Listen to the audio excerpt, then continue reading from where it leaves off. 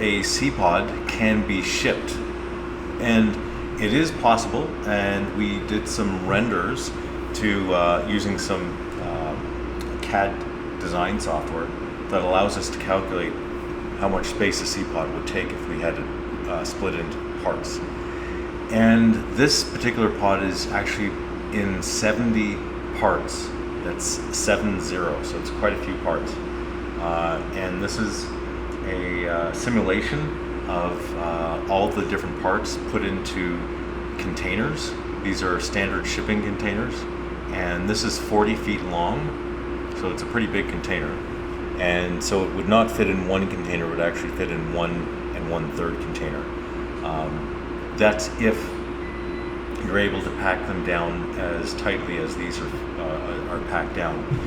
And I think this is more realistic to expect that it would take 2 full containers.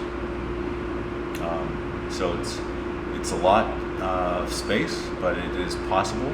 And you can see that in some areas it's actually doesn't actually fit. Like they kind of cheated a bit. Like these parts wouldn't fit quite as neatly as they do on the renders here. You can see here as well. But this just gives you gives you a little bit of an idea that it is possible. It would take 2 full containers to be able to do it, but it is certainly possible. It's a lot of work to assemble it on the other side. It's a significant amount of work, but it's something that can be done. More likely, they would be shipped in larger sections, quite a bit larger, and then it becomes much easier to assemble when you get to the other side.